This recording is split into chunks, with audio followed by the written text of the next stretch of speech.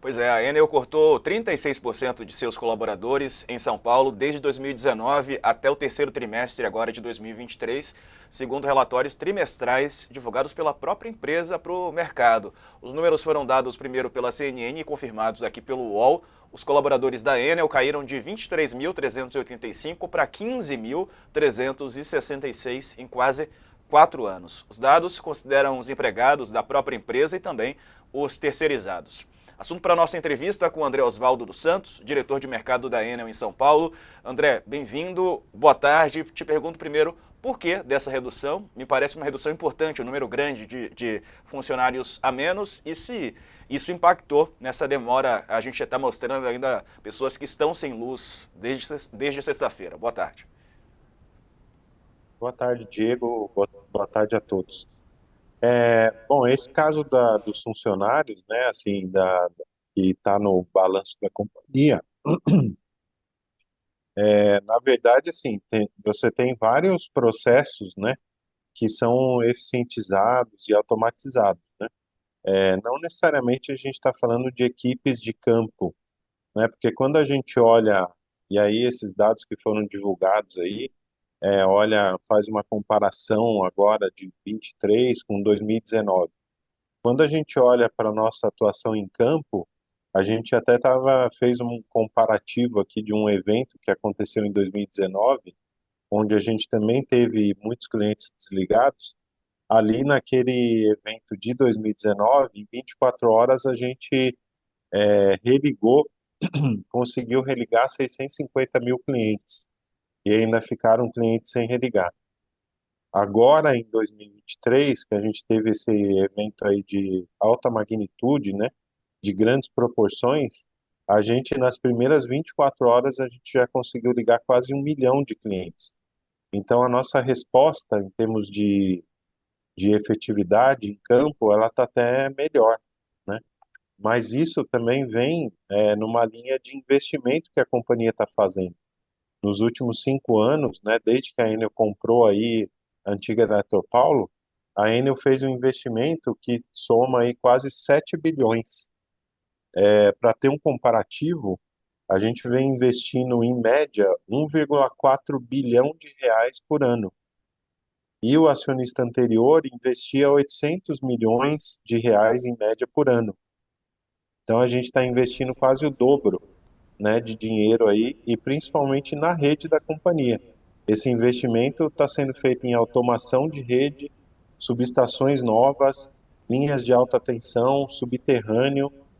Então é muito investimento que a companhia tem feito para automatizar essa rede e conseguir atuar de forma mais rápida para todos os clientes. André, boa tarde, Leonardo Sakamoto aqui, obrigado por estar participando do All News. Uma pergunta, né? E aí, falando até com um certo conhecimento de causa, porque antes de ser jornalista eu me formei em eletrotécnica, né? E aí o ponto é o seguinte, o atual modelo, e misturando o modelo com a questão técnica, o atual modelo, é claro que ele garante se você vai ler os textos, ele garante uma melhor remuneração por investimentos em ativos, em contraposição por investimentos em manutenção preventiva, né? E aí você pode até reclamar com a ANEEL, não é uma culpa da Enel, mas você pode falar com a ANEEL. Mas na prática, isso significa que gastar dinheiro com transformador novo e com poda de árvore, né, ela costuma, na verdade, gerar menos recursos do que instalar religadores automáticos, os RAs, que a Enel vem instalando bastante. Bem, para quem não conhece, o que é um religador automático, né? Ele fraciona e isola defeitos na rede, impedindo que ela afete o resto da rede, impedindo e garantindo que uma equipe vá consertar só aquela área que foi isolada, né? Tudo bem, assim a empresa ela acaba evitando gastar dinheiro com manutenção preventiva, né? Mas e corrigindo nos pontos onde o problema aparece. O problema é que quando a gente tem um evento de grande monta, como aconteceu na sexta-feira, o sistema com religadores automáticos, ele é basicamente ineficaz, porque na prática deu pau na cidade inteira.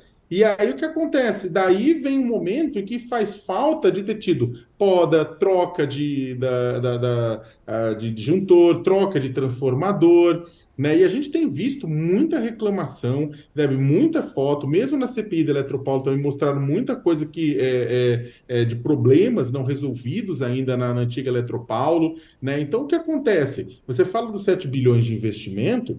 Mas aí esta é a pergunta: quanto desse investimento de fato foi feito não em religador automático, que neste momento aqui ele acaba tendo uma eficiência bastante relativa por conta do evento grande cataclísmico, e o quanto foi feito de fato em poda de árvore, em troca de transformador, em cabo quebrado e em tudo isso mais, né? Esse era o ponto que eu queria que você analisasse.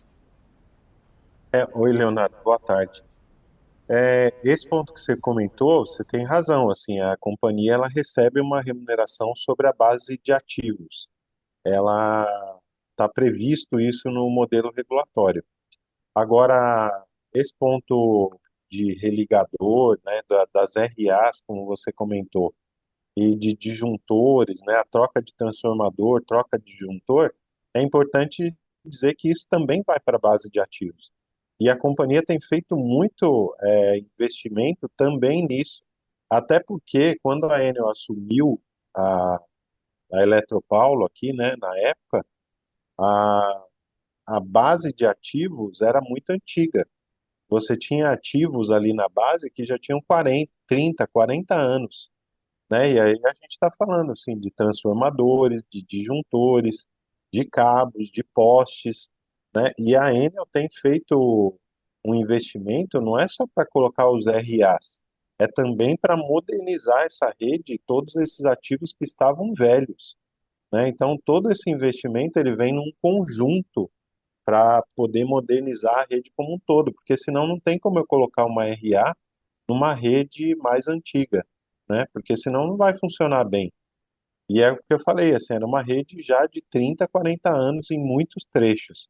A gente tem aí 43 mil quilômetros de rede aqui em São Paulo e grande parte dessa rede já estava muito antiga com essa idade que eu comentei. André, mas Agora, as podas, mas desculpe interromper, mas, por exemplo, as podas, eu estava falando das podas.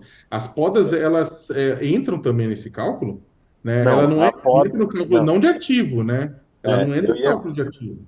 Não, eu ia complementar, né?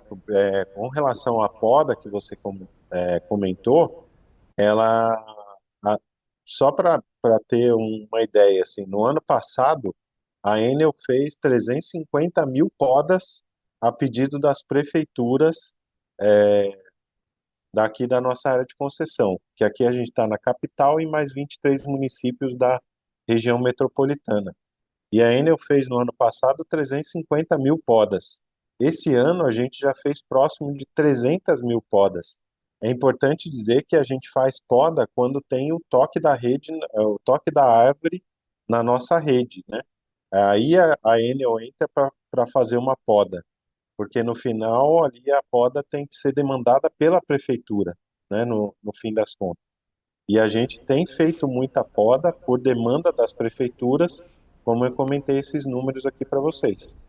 Agora, André, muita gente que está assistindo com a gente, impactada é, pelo apagão, está se perguntando se vai ser ressarcido, né? Muita gente perdeu tudo que tinha na geladeira, comerciantes, a gente mostrou agora há pouco, que estão sem poder trabalhar ou jogando mercadoria fora, ou seja, tendo prejuízo. A gente sabe que é uma questão ambiental, mas tem muito de estrutura, e o Sakamoto mencionou, de falta de manutenção também, que ocasionou o problema que poderia ser, no mínimo, minimizado. Essas pessoas vão ser ressarcidas?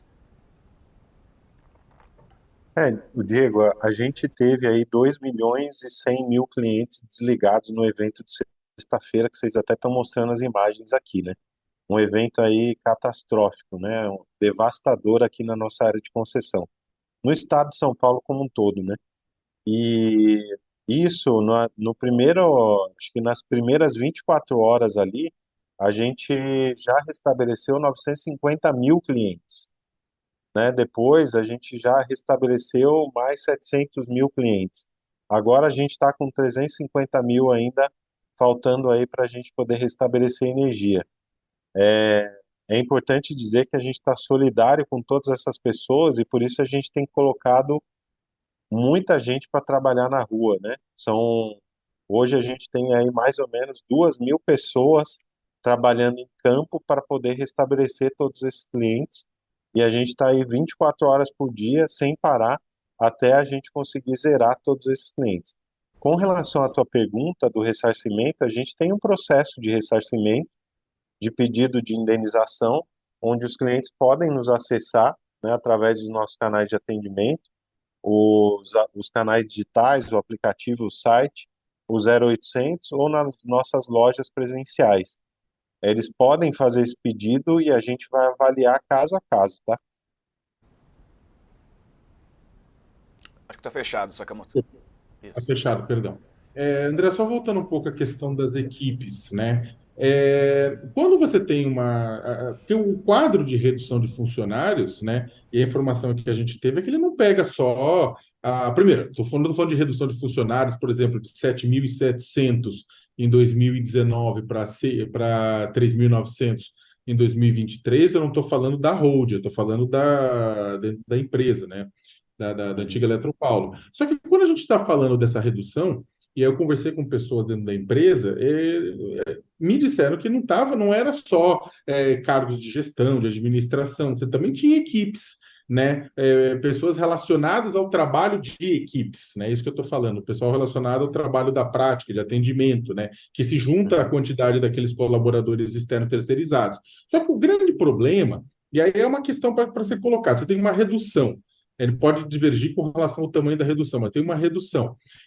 Tem uma base muito grande de terceirizados, que ainda assim também teve uma redução. Só que o terceirizado, ele tem um problema porque você tem uma troca muito grande de pessoas que trabalham nas empresas terceirizadas. Então, aquela memória técnica, que sempre foi uma coisa muito importante no setor elétrico, acaba se perdendo. Né? As pessoas que sabem como ele funciona, por exemplo, um técnico que se vê, chega no local, vê um problema, se a pessoa é júnior, a pessoa vai olhar e falar: danou-se, não tem, eu não sei o que fazer, vou ter que entrar em contato com a central, vou ter que falar isso, vou ter que fazer aquilo. E quando a pessoa tem experiência ou faz parte de uma equipe com experiência, as coisas fluem mais rapidamente. Né? Vocês não estão, esse problema não, vocês não estão identificando esse problema de que essa redução, né, em determinadas áreas também leva a uma questão de perda dessa memória técnica, perda dessa experiência. Eu digo isso porque eu já ouvi isso também de outras empresas privatizadas da energia elétrica, engenheiros elétricos falarem que eles têm, esse é um desafio para eles. Leonardo, eu acho assim, a questão da terceirização, ela às vezes causa mesmo um turnover aí um pouco maior, né? Mas ele nem é tão alto assim em comparação com o que a gente tem de funcionário próprio, né?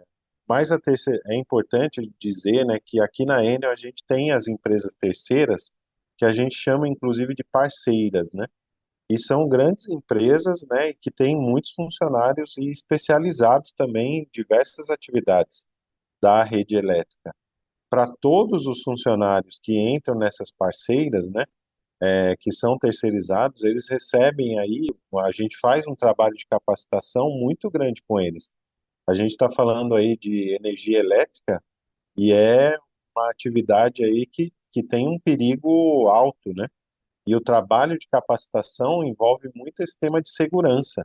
A gente não pode colocar para trabalhar na rede, numa rede elétrica ou numa subestação, qualquer pessoa sem a devida capacitação. Então a gente faz um trabalho muito forte, né, inclusive de sustentabilidade dessas parceiras, para que a gente consiga manter, né, todos esses funcionários aí e com a devida capacitação para poder atender aí a toda a população da nossa área de concessão. André, o sindicato falou conosco, né, falou com o Sakamoto, inclusive, e a pergunta que eu te faço é a seguinte: ele avisou a Enel sobre esse risco de um temporal, quer dizer, e de o risco do que poderia acontecer? A gente viu aí, você mesmo comentou, mais de 2 milhões de pessoas sem luz. Houve essa comunicação para vocês, para a Enel? A gente sempre tem, Diego, as nossas previsões, né? A gente entra no segundo semestre de todo ano e a gente já começa a discutir o que a gente chama de plano verão. O plano verão, ele já prevê que nós vamos ter eventos aí de chuva forte, né, de vento.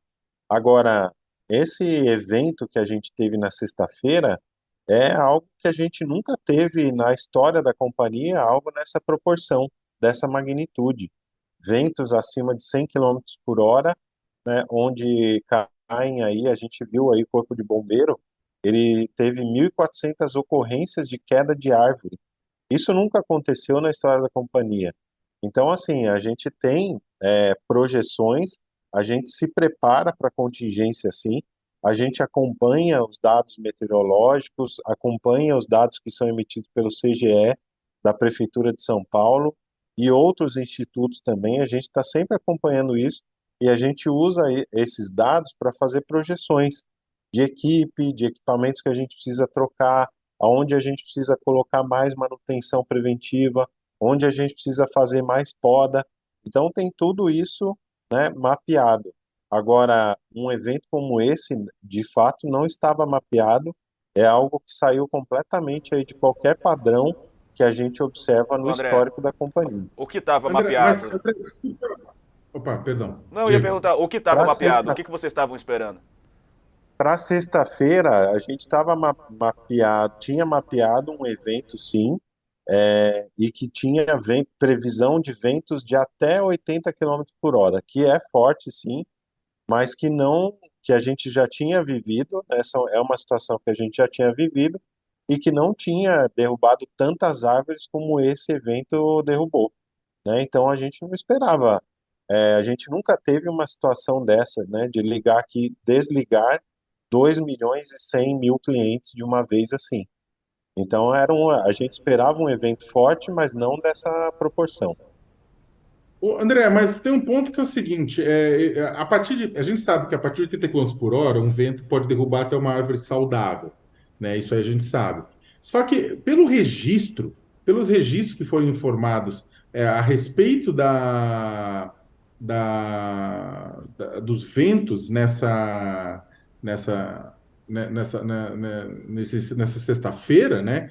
Pelo outros dados que estamos vendo aqui, não foi São Paulo inteira que recebeu, não foi todos os lugares em que caiu árvore que teve 100 quilômetros por hora de vento, né? Você teve muitos lugares que tiveram metade disso e mesmo assim caiu árvore. E acho que essa é a pergunta do consumidor nesse sentido. Acho que o consumidor entenderia plenamente se nos locais e nos corredores em que houve um vento de mais de 30 quilômetros por hora, entende-se que, tipo, é claro, tragédias acontecem e aí bora planejar melhor considerando que o clima mudou. Só que em lugares em que o vento foi menor do que isso e que há registros nos bairros que não chegaram a tanto, né, chegar a 40, 50, assim, e caiu árvore mesmo assim, seja porque a árvore estava podre, seja porque a árvore estava com a raiz fragilizada, isso também não é responsabilidade da companhia, isso também não deveria estar no planejamento? Então, sobre essa questão do vento, né, na área de concessão, o que a gente observou foi generalizado. E não só na nossa área de concessão. Quando a gente pega, inclusive a ANEEL divulgou alguns dados das 4 grandes distribuidoras que a gente tem aqui em São Paulo. Todas elas tiveram um evento de grande magnitude e desligamentos também não previstos, né, na história delas. Se você pegar, a ANEEL divulgou esses dados, né, e a gente consegue ver isso. No caso da nossa área de concessão, nos 24 na capital e nos outros 23 municípios, o fato é que desligou o cliente, né, em toda a área de concessão. Aí a gente tem aí, obviamente, a gente tem umas regiões com mais impacto do que outras. Na nossa região oeste é onde a gente teve o maior impacto de clientes desligados. Depois na região sul, e aí norte e leste ficaram por último aí. Mas o impacto que a gente teve, né, que a gente sentiu, foi na área de concessão como um todo, né, nos 24 municípios que a gente atende na região metropolitana. Com relação à poda, é o que eu comentei, assim, a gente faz as podas de acordo com as demandas que a gente recebe das prefeituras, porque a Enel, ao final, ela só pode fazer uma poda se ela for demandada pela prefeitura, se ela receber um ofício. Inclusive, a gente tem, né, criou com a Prefeitura de São Paulo um convênio onde as coisas funcionam de forma sistematizada e tem funcionado muito bem.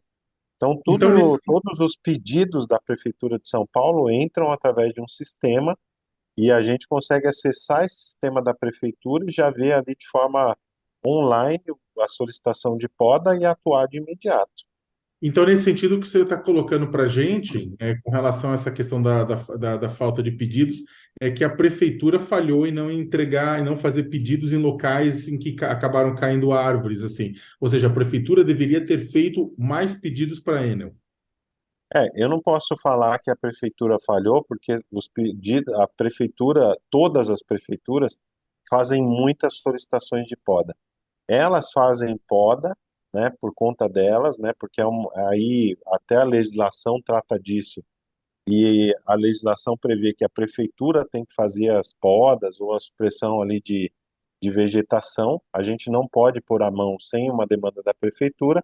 Agora, o que eu estou dizendo a gente tem feito muita poda, né, a pedido das prefeituras. A gente fez um volume altíssimo em 2022 e fez um volume, e vem fazendo um volume muito grande. Já chegamos a quase 300 mil podas aqui em 2023 na nossa área de concessão. Para a gente encerrar, tem uma pergunta aqui que uma pessoa que está assistindo nossa live fez. Se existe algum plano de que a gente tenha uma fiação subterrânea, né, para que eventos como esses não sejam repetidos? Diego, assim, essa pergunta ela é importante até a gente esclarecer, né? Porque a rede subterrânea, toda a discussão da rede subterrânea, ela envolve custo, basicamente, né? Porque quando a gente vai fazer uma rede aérea, para dar um exemplo, né? 1 quilômetro de rede aérea custa R$ 1 milhão. 1 quilômetro de rede subterrânea custa R$ 10 milhões. Então a gente está falando aí de um custo 10 vezes maior quando a gente vai fazer o enterramento de rede. E aí a questão no modelo atual que a gente tem na distribuição, quem vai pagar a conta são os consumidores finais, né? E a gente sabe que na nossa base de clientes, não só da Enel São Paulo, mas de todo o Brasil, de todas as distribuidoras de todo o Brasil, a gente tem pessoas que não podem pagar uma conta muito alta. E aqui a gente está falando de uma conta muito alta para fazer o enterramento de rede, né? Aqui na nossa área e no Brasil como um todo. Porque o Brasil é predominantemente rede aérea. Então, essa discussão é uma discussão muito maior e que envolve um custo muito pesado. Bom, André Osvaldo Santos, diretor de mercado da Enel São Paulo, obrigado pela entrevista. Bom trabalho para você. Espero que a situação se normalize o quanto antes. Eu que agradeço pelo espaço e estamos à disposição aí para atualizar vocês aí sobre o nosso trabalho, tá bom? Obrigado. Obrigado.